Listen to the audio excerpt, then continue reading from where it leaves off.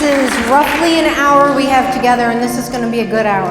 I guarantee you are going to learn at least one new thing during this hour, and I'm going to ask that you not only pay attention today and learn, but also that you take whatever you learned today and share it with your family. Because I guarantee at the end of today's presentation, you will know more laws than anyone else in your family, unless you had a brother or sister who also attended today. Your mothers, your fathers, your cousins, your teammates, they all need what you're about to learn. I have been an attorney for 20 years. I'm also a mom. I have a son in college and a daughter in high school. My daughter plays basketball. She's really good. She's in high school. Last year she was the leading scorer on her team. When she used to play in middle school, she'd get like 20 points a game. That's a lot. A lot of middle school students don't even get that many as a whole team. She and her friend had a little thing they would do after she'd have a particularly good play. They would, ready? Blow up, right? So one day I'm watching and I said, Alyssa, you and I need a secret handshake. She's like, no, we don't. I said, yeah, like you have with Annie. You and I need a secret handshake. She's like, no. Go get a secret handshake with your friends. I said, but my friends are not fun. She said, no, I'm very sorry. So a little while goes by, maybe a couple months, and my daughter wakes up one morning and she's panicked. She's freaking out. It's her 8th grade year, your year. She has a big paper due, and she's been working on it and working on it and working on it, and she forgot the bibliography. So she wakes up that morning and she comes to see me and she goes, Mom, I know what you're going to say. I forgot it. And if I planned better, it would have been done. And now I'm going to be late for school and you're going to be late for work and everybody's going to have a bad day and it's all my fault. I know that. And I didn't say a word because obviously she'd heard my lecture enough times before and I just waited. And she finished her bibliography and I went to drop her off at school late. And just before she got out of the car, she said, hey, Mom. No. It's not a secret handshake, but it's pretty good. My hope is that somewhere along the line, something that we talk about today, whether in 6 hours or 6 weeks or 6 months or 6 years, you're going to remember today's presentation. You're going to be like, oh yeah, that lady.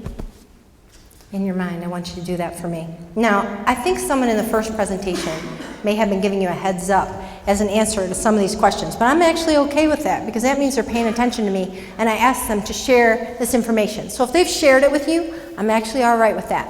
The very first question before we get this started today is, when do you think the laws in Michigan start applying to you? How old do you think you have to be? Yeah, just take a guess. Ooh, that's excellent. She thinks at birth. That'd be pretty serious. I don't know many 2-year-olds in jail. Let's try one more answer.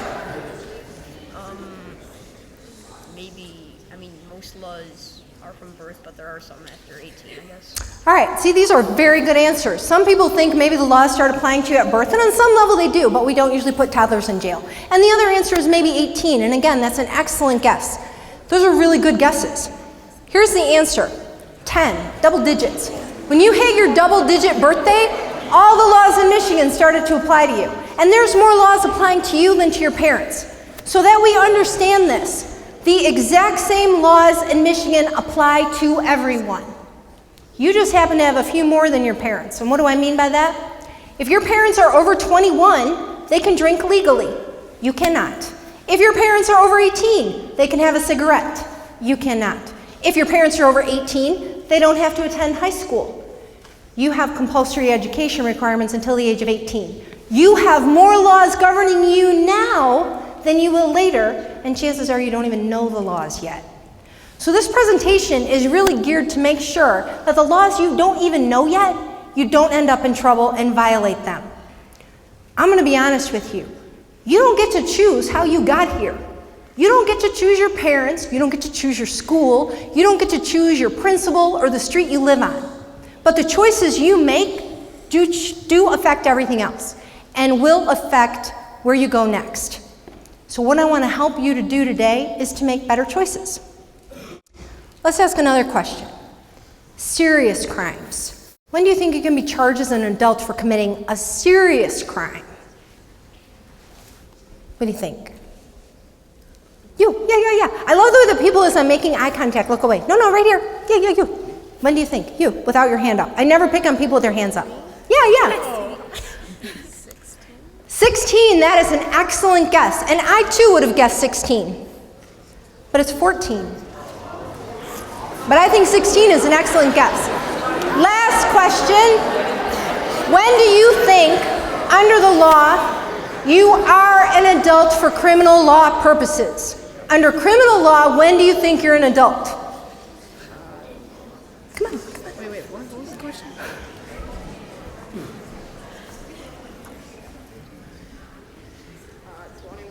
Woo, 21, that's when you can drink. No. 17. Before you're even 18. These are excellent guesses. You see why? You have numbers in your mind that you think mean something. 16 is an excellent guess. 16 is when you get your license. 18 is an excellent guess. 18 is when you can vote. 21 is when all of the laws vest in you and you have a right to drink. So you're right to start thinking about these ages. But what I want you to think about are some of the other ages, 10 and 14 and 17. Now, the reason that I say that is because beyond that, you even have more laws affecting what happens to you at school. So what I want to do with you today is kind of walk you through a little bit some of the problems you may encounter during a typical school day and how there are laws governing your conduct you weren't even thinking about. When you came here this year and you're thinking about 8th grade, your last year in middle school, your last year before high school, you're thinking about a lot of things. You're thinking about 8th grade graduation and what kind of things you're going to do at the end of the year. Maybe you go on a trip to Cedar Point. Maybe you're going to have something really great come up. Class songs, colors, things like that. But what I need you to think about is something else for a little while. And that's just slowing down and thinking about what a typical day is like. Packing your backpack. You may think, how can I get in trouble for what I put in my backpack? But the answer is you can. Because, unfortunately, some people, students all across the state, have had in their backpacks knives left from trips. Maybe they went on a camping trip, a fishing trip, a hunting trip, and they have a knife stuck in there and they've completely forgotten. Maybe they went on a field trip and used a school bus. What you need to understand is that a weapon-free school zone is not just your classroom, it's your athletic field, and it's the school bus that you take on a trip. So, kids get in trouble for this? Absolutely. This is crazy. Look at the age. This is way younger than you guys. An 11-year-old 5th grade student brought a loaded pistol to middle school. Loaded gun. Two things are going to happen to him. One, he's going to be expelled. He's not coming back to school. He's going to have to go attend online, maybe. And then the other thing that's going to happen to him is he's going to face criminal charges. Bringing a knife to school, same problem. Now, your school should be a safe place for you to come and learn and socialize. That's all it should be. You should not ever be afraid in school. This kid, as you can see what he wrote up there. He's asking kids, do you want to be stabbed? Okay, kind of a problem, right? He's out. All right, taking the bus. I have some important questions here. First, I'm very disappointed to find out you are not a busing district. So let me just say this. The next time you get on a bus to go on a field trip, I am going to ask you to ask the bus driver their name as you get on the bus and say hello to them by name. Now let's hypothetically say that your bus driver's name is Alice. You're getting on the bus today with Alice. And you guys are going on a class trip to Cedar Point. And you really want to get there, and you have heard from other people that Alice is a very slow driver. And so you get up that morning and you say, you know what, I have a good idea. I'm going to help Alice out today. So you get on the bus and you say, hey, Miss Alice, how are you today? I'm going to help you out today. Although I don't have a license, I'm going to drive us today. And I'm going to give myself permission. You don't need to worry about it, Alice. Nothing to worry about. You just get in the back of the bus with everybody else. Watch the video. It's going to be a good one. And we're going to drive down to Cedar Point. I'm going to go so fast because we really have to get there before the other schools and get in line. So instead of driving like 50 like you like to drive, we're going to drive like 80, 85 today, okay? And so Alice is kind of caught off guard by the whole thing. She's like, all right then. So you get there and you're driving, you're flying. And a Michigan State Trooper pulls you over and he says, hello, you look like a very nice person. Do you have a license? You say, no. He says, you know the speed limit is like 55? You're like, yes, but way too slow. We got to get to Cedar Point. I need to drive 85. The officer says, okay, we have a problem. And you go, officer, there is no problem. I gave myself permission to break the laws today. Do you think the officer would say, yes, that is a defense. You can give yourself permission, or do you think the officer would say, I need you to get out of the bus? Yes. Get out of the bus. That's right. Because you cannot give yourself permission to break laws. It's excellent. File that one away. You cannot give yourself permission to break laws. These young men obviously did not know that. Instead of waiting for the bus at the bus stop, they broke into the area where they kept the buses. And they took the bus. They did not know how to drive it. They drove it into a snowbank, and they were found in a Christmas tree lot. Now, I think that's very lovely. Maybe they intended to get Christmas trees for everyone and to deliver them. I cannot say for certain, but I do know that they got in a lot of trouble. Typically, the way kids get in trouble with buses in districts that have buses, they damage the bus. They slice bus tires, they deflate the tires, and they usually do this before math test day. Such a problem. If only they did flashcards for math. So, hypothetically, are you ready?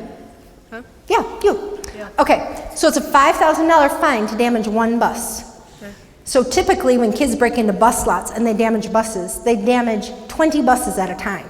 So if they're damaging 20 buses at a time, how much of a fine am I looking at?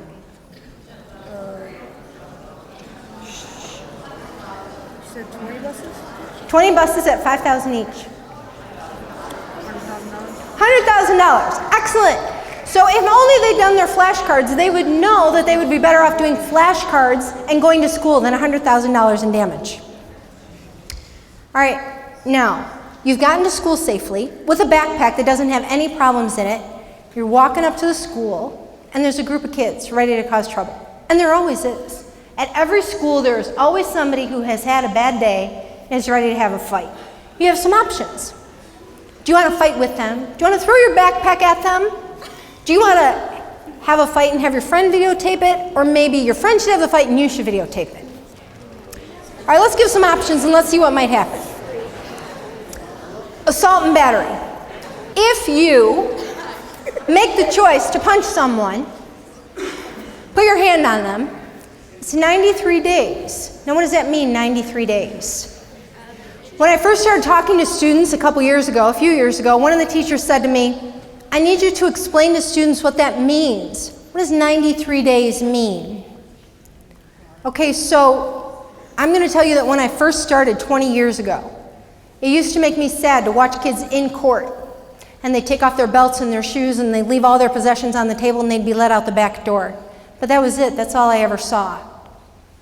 A few years ago, I had a case. A 15-year-old boy wanted to go out and buy drugs. He took his mom's car without a license, went to get the drugs, found out his mom was on her way home. He wanted to hurry up and beat her home. So he blew through a stop sign, going about 60 miles an hour. Coming the other way was a lovely woman, a mother of 3 daughters. His car hit her right here, and he killed her instantly. And he got scared, and he thought, ooh, what am I gonna do? So he took off on foot, and he thought he'd just lie to his mom and dad when they got home. He'd just tell his mom he'd been home the whole time and that the car was stolen. But they brought tracking dogs, and the tracking dogs followed where he had gone and went right to his house that night. Police came and arrested him and took him into custody, where he remained for 4 years. It was my case. We went to a high school earlier this year. Our topic was the consequences of poor decisions, and I brought him with me. And I asked him to tell the students about his life and how it changed that night. And he said to me, it might be too much information. I said, tell them. He said, well, I went from having a bed with a blanket and a pillow to laying on a gym mat on the floor. I went from being able to use a pen to write things to getting this little pencil, it's like golf size, because they think I could hurt myself with a pen. I can't have anything that might be a weapon. No nail cutting scissors. I have to go to a clinic every time I want someone to cut my nails. I can't even use Q-tips because Q-tips are considered a weapon and I might poke someone in the eye. He said, and I miss wearing baseball caps. And then he said, and I miss the idea that I lost all of high school. All the homecomings, the football games, the basketball games, I missed them all. I didn't get to go.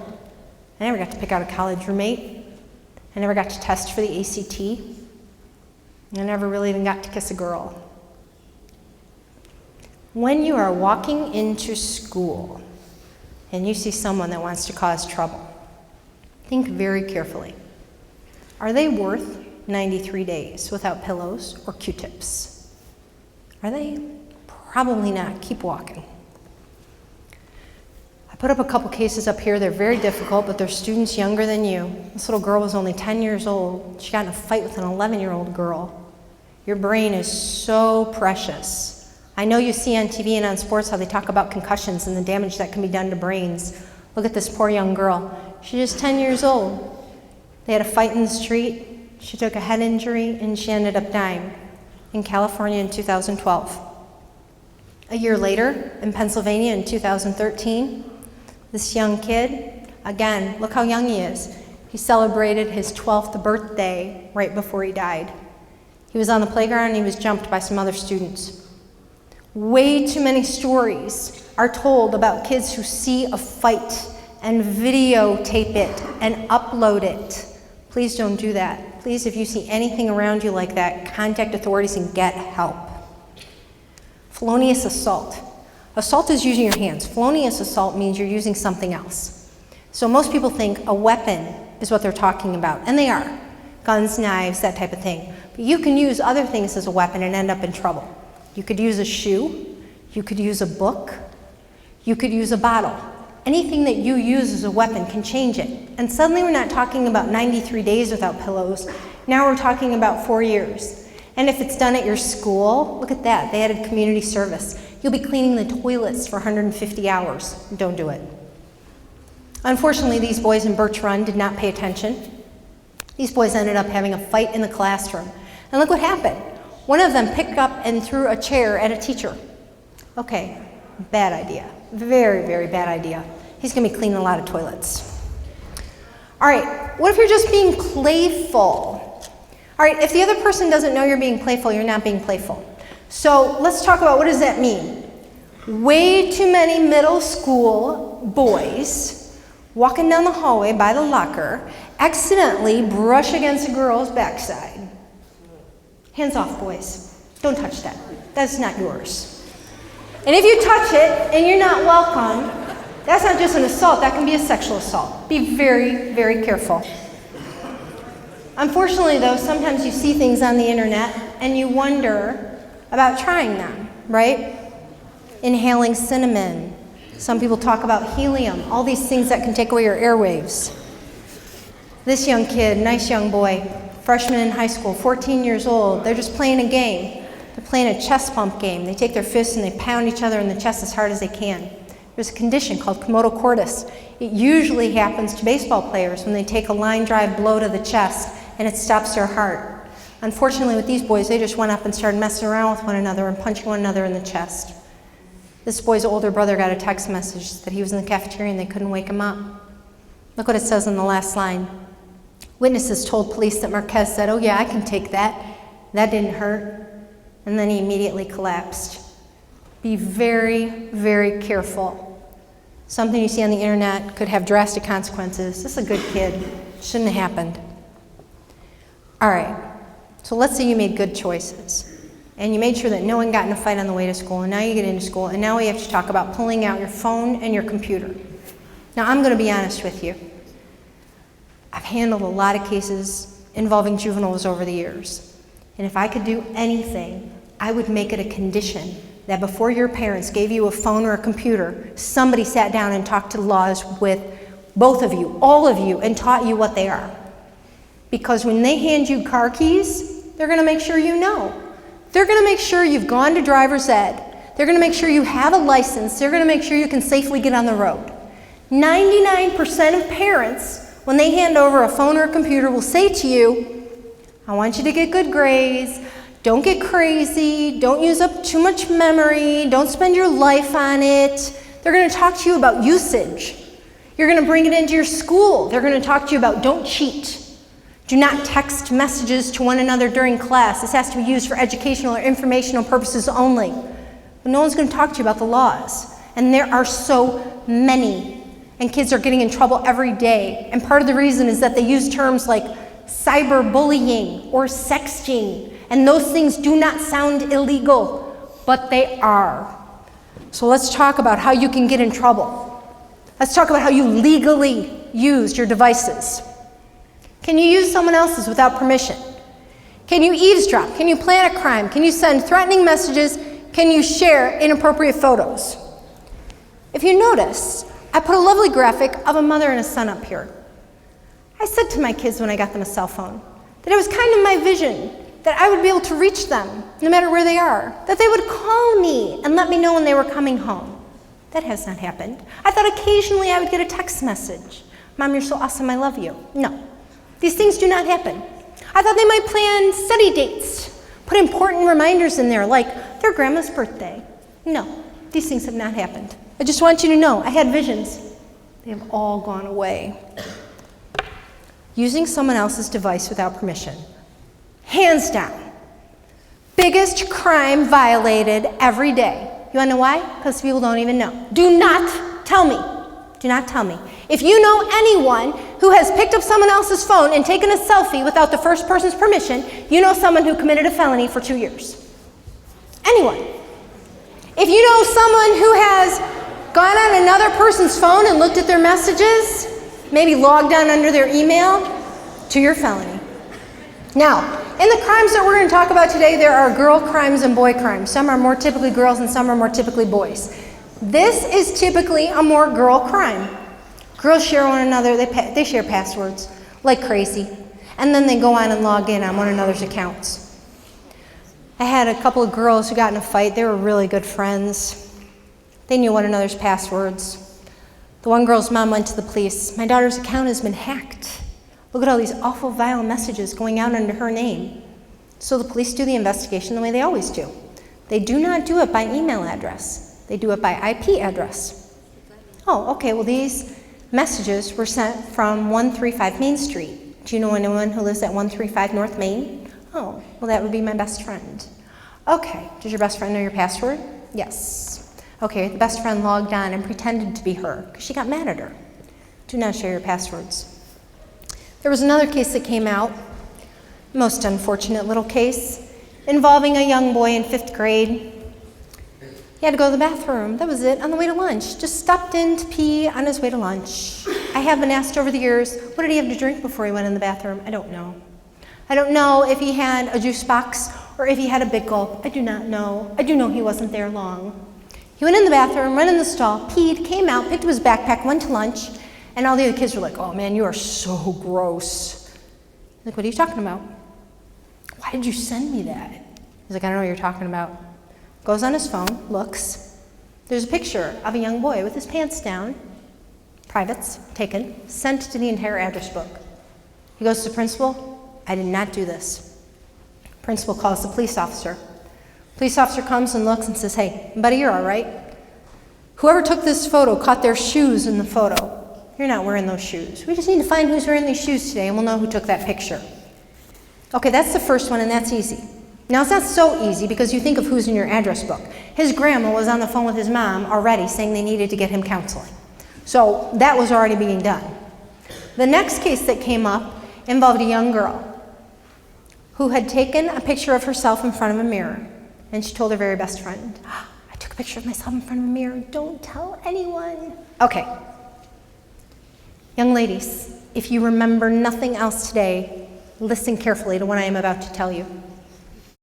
In terms of photos circulated, you young ladies are way more at risk of having your photos circulated than young men. Why, you ask? Very simple. If a young lady gets a photo of another young lady, she sends it on. Because in doing so, she moves herself up the food chain and the other girl down. Because who wants somebody everyone's already seen, right? If a young guy gets a picture of a young girl, he passes it on because he's a player, and everybody knows. Now, if a girl gets a picture of her boyfriend, she is not passing that on because that was special and sent just to her. If a guy gets a picture of a guy,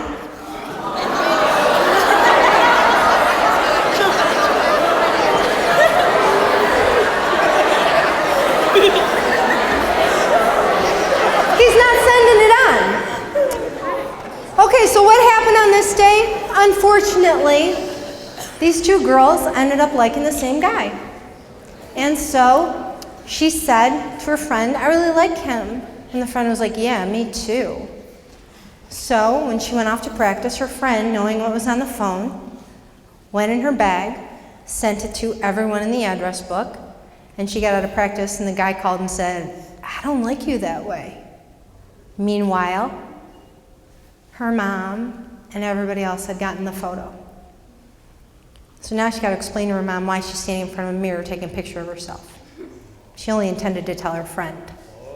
This next girl I feel very sorry for. I like her. I feel sorry for her.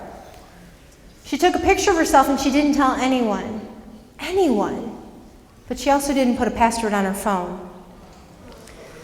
So she's helping the teacher with the bulletin board. She sets her phone down, she goes in the classroom, and she comes out. She's got no idea where her phone is.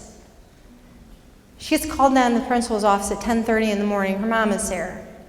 Now, I don't know what your mom is like. Your mom may be a very lovely person without a temper. I can't imagine, because I do have a temper, and I feel for this lady. And so, when she got to the office, she said to her daughter, "Where's your phone?" The daughter said, "I don't know." Mom said, "Where is your phone?" The daughter said, "I don't know. I lost it." "Where is your phone?" At 10:30 this morning, a naked picture of you was posted to Facebook. Your aunt in Ohio called. We're trying to get it off Facebook. We're contacting them. Where is your phone? Mom, I don't know. That school had video cameras in the hallway. They caught the young boy taking the phone in the hallway and into a room across the way. The other boy said they told him not to do it. He was looking through the phone and he said, "Hey, jackpot. I found she's got a Facebook page and I found a picture. I'll just upload it." 2-year felony. The bigger issue, though, is he refused to give the phone back. He hid it and he refused to give it back. He wants to hold it over her head and make her feel bad about that and make her worry about when it's going to pop up next. Now, if he wants to try to use that photo later, she's still going to be a little girl in that photo. She's still going to be young. He's going to be in a lot of trouble for it. But the bigger issue is she's got to worry about some kid and what he's going to do with her picture the rest of her life. And that crime didn't have to occur. She didn't have to take the picture. Now, this is a male crime. I'm sorry to say, young men, but I have not ever seen a case of young girls crawling across to take pictures in the boys' locker room. I have seen many cases of young boys crawling across to take pictures in the girls' locker room. And there was also a case in the paper of a young man who was at a bookstore who sidled up next to a girl wearing a skirt and tried to put his camera under the skirt so he could take an upskirt photo. Walk carefully away from them when they're doing that. There was a young man who had a party at his house. And he said to the couples, "Hey, my parents aren't going to be around. We can have makeout room. Go ahead, use my bedroom for makeout room." What he didn't tell them is that he had cut a hole in the closet door and had hooked up a video camera. And after the party, he put all of those videos on YouTube. So one of the young girls told her mom and said, "Mom, look what he put on YouTube." So the mom goes over to the kid and said, "Hey, did you put a video of my daughter on YouTube?" He goes, "Yeah, you want to see? Let's press play and watch." Okay. I do not feel sorry when those kids get prosecuted. I think that kid would have done it even if he didn't know the law. But there was one kid that was just a little bit odd. He decided to hide in the teacher's bathroom under the cabinet to capture the teachers as they came in to use the bathroom. Now, look at how long you could go away for, 2 or 5 years. Do you really want 5 years without Q-tips just to see your teachers go to the bathroom? I can't imagine why. Now, I throw this up here so that you understand. Same crimes. Whether you are an adult or a youth. I cannot tell you how many crimes I've seen with youth who think that they are communicating with another youth and it is not. You think about how you create your profiles on whatever they're on Instagram, I don't care where you put it. Think about your Twitter account. You pick and you choose what you're going to put on there. I had an officer tell me one time, I can get any kid in a school to friend me on any site. All I have to do is put up a picture of a dog, and they always say yes. Pretty scary. This guy was a school officer. He pretended to be a girl. That happens all the time. And it doesn't just happen with adults, it happens with middle school students too. What he did is once he started the communications, he planted a program on their computers so that he could remotely turn on and off cameras. One of the crazy things I read was that they would send pop-up messages. You have a film in your computer. You should put your computer in an area where there is steam. So all these girls and boys read this and said, wow, I should take it into the bathroom with me. Okay, heads up. Never take a computer in where there's water. File that away. Malicious use of a telecommunication device. A lot of big words, very simple. Malicious, bad, telecommunication, telephone. Do not use your phone for bad purposes. Use it for good purposes. Use it to set up study dates, to call about the game, schedule something nice, talk about Christmas gifts. Never use it to threaten someone or their property. There was a young person once who called and said, hey, come by my house and I will send my dog out to attack you. Okay, you can't do that. You cannot threaten to harm someone. How about posting a message? One of my favorites. This is really a girl thing. Girls will post awful messages about other girls.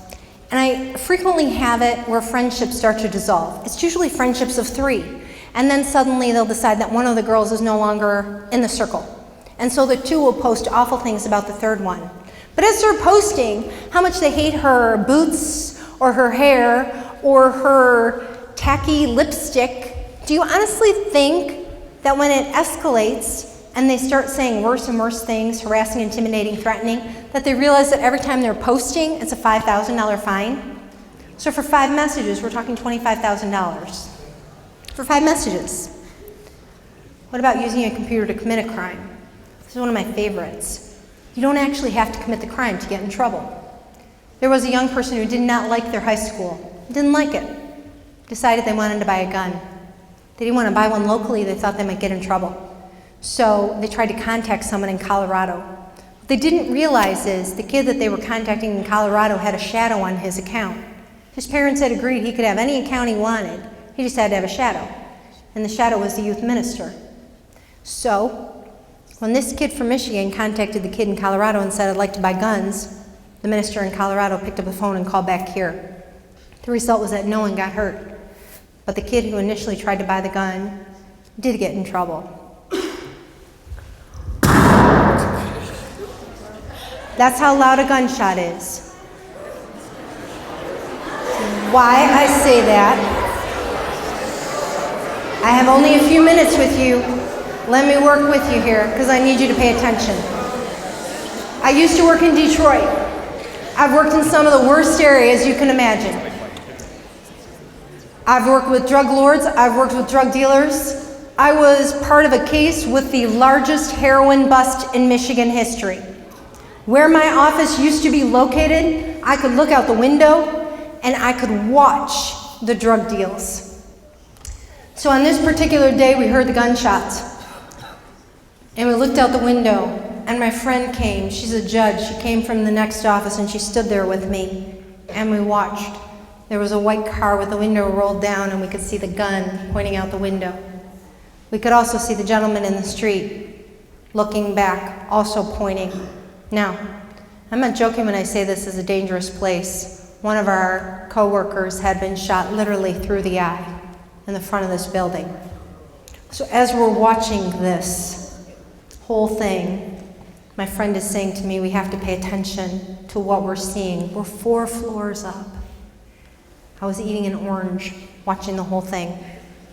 No blood in the street. I said, well, they were the worst shots ever. She's like, oh my God, you have to tell the police. It's okay. She said, remember, tell the police. The gentleman in the street was wearing orange. And I looked at her. My friend is from the Dominican Republic. She knows every soccer team in the world. She doesn't know American football. So the guy in the street was wearing a jacket that I recognized, a team I recognized, and there was no orange in it. So I looked at her and I said, no, that's not right. There's no orange in that jacket. I tell you this story very simply because of this. In all the years that I've been an attorney, and I've questioned Countless witnesses, thousands. Witnesses telling the truth never tell the exact same story twice. They remember it in bits and pieces and different things. Because when an event happens and they're under the stress of it, they're not thinking about going to court. They don't remember. And so things happen. Like attorneys with 20 years training watching something think that someone's wearing orange because they smelled an orange. Computer crimes don't lie. They're easy. Somebody asked me before, how do you know where a computer crime is committed? The IP address, where it came from. I can't tell you how many cases have been solved because of where the message was generated. A high school, a house. A murder trial I handled last December. I had to track this woman's phone calls the night she died. 84 failed phone calls in a 5-hour period. I can tell you everyone who tried to call her. Not that connected with her. Her phone was in pieces on the ground, and yet it's still recorded. There are way too many students that think computer crimes are not real. They are real, and you can get in a lot of trouble. And it makes me anxious and sad that they don't worry about it. There was a kid who tried to delete something that was on a phone. The local authorities couldn't find it. They took it to the county, to the sheriff, and the sheriffs found it, and that was it. Now we're talking about a 5-year felony and going to prison. I've had students tell me, I Snapchatted it, and then I didn't get a message that he screenshotted it, so I'm good. I say, bad news, you're not good. Many times students have other devices waiting. They don't need a screenshot. They know you'll get that message, so they sit there with another device and take a photo of what comes across. Do not think that you can get away with sending these things and no one will know, or that you can delete them off your devices. Here's a 13-year-old from California. Sent some messages, school violence, and here, see, he thought he was so smart. He's going to use an app online that sends messages from a new phone number. Now, a couple things with this story that bother me. Number one, that his friend does not call 911, that he puts it on Instagram.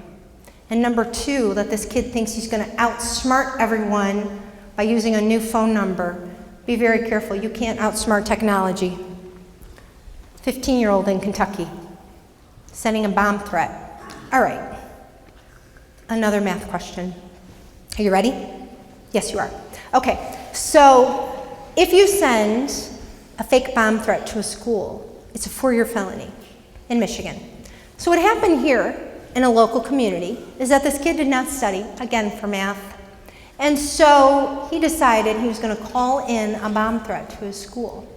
Then he thought they might figure out it was his school. So he thought he should probably call in 3 bomb threats to 3 different schools, and then they wouldn't figure out it's his. So instead of 1 4-year felony, he has, how many years in felonies? 12, excellent, very good. 12 years of felonies. He should have done flashcards. We should keep them in the center of the table. Help your friends, buy them for Christmas, great stocking stuffers, put it on your list.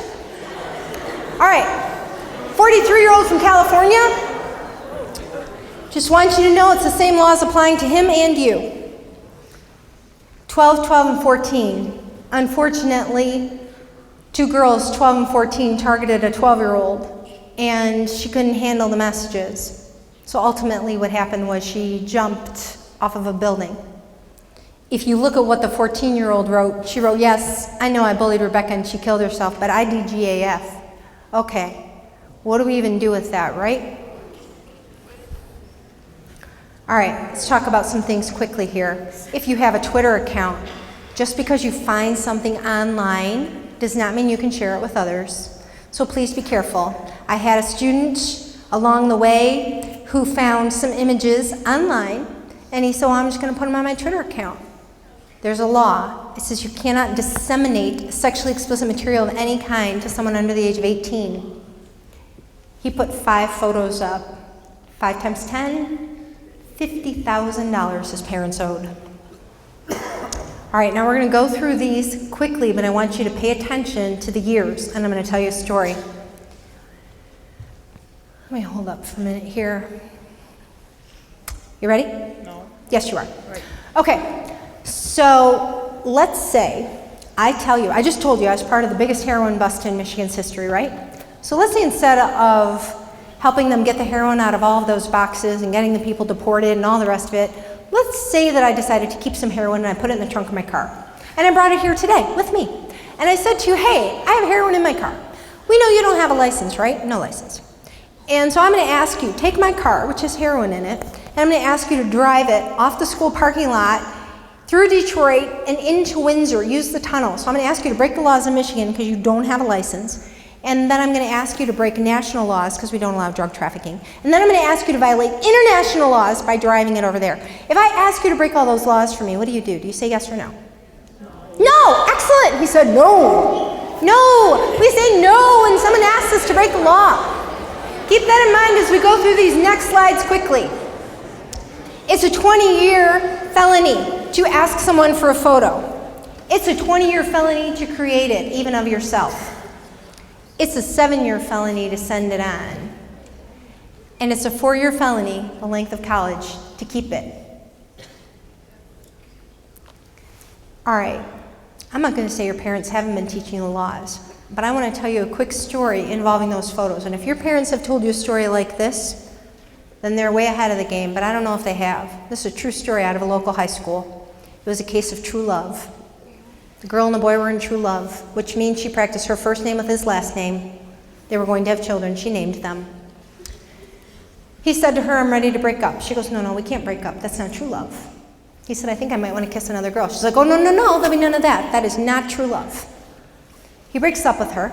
She decides to do the ever successful, I will text you every half hour to tell you how much I love you and you will come back then.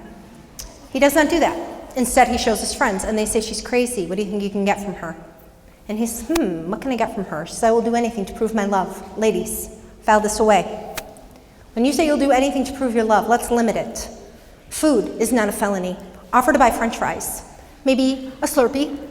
Full price movie treats at a movie of his choosing. Limit it to that. Do not commit a felony for him. She did agree to commit the felony. It ended up on 200 phones at her school. My 2 tips for you today. Don't say yes when someone asks you to break the law. Don't give yourself permission to break the law. It never holds up in court. Password protect every device you have. Do not share any passwords you have. Encourage and support one another. And quickly, never tell anyone where you keep the spare key to your house because they will break in when you're on vacation and they'll throw a party.